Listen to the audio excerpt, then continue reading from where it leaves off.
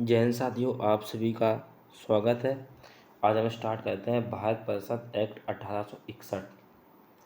तो भारत परिषद जो अधिनियम है वो भारत में संवैधानिक विकास का सूत्रपात किया था। जो एक्ट जब आया था तो यहाँ से भारत में सर्वप्रथम संवैधानिक विकास यानी कॉन्स्टिट्यूशनल जो डेवलपमेंट था वो यहीं से स्टार्ट होता है। संवैधानिक विकास वो इसलिए होता है कि कानून अंग्रेज़ों ने इस तरीके के कानून बनाए थे जिससे भारतीय परेशान हो गए थे। बहुत ज़्यादा विरोध होने लगा था। विरोध के बाद अंग्रेज़ों ने ये सोचा कि हम सहयोग की नीति और उदारवादी नीति को लाएं। तो इसके तहत सर्वप्रथम भारतीयों को शासन में शामिल किया गया। सभी नागरिक, वो चाहे भारतीय हो या विदेशी नागरिक हों, उन सभी को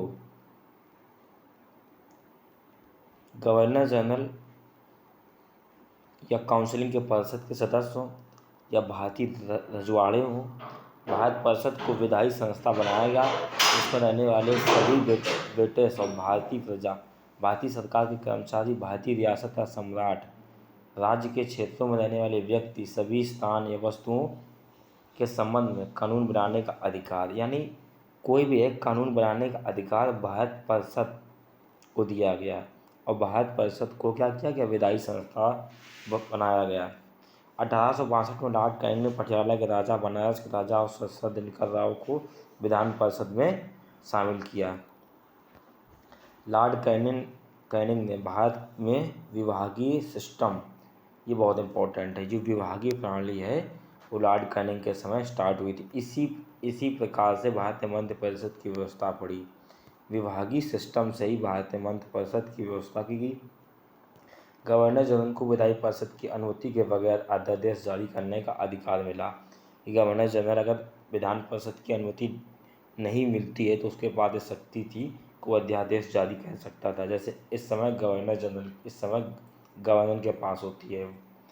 विकेंद्रीकरण नीति की शुरुआत हो गई, यानी केंद्रीकरण होने लगा सत्ता का।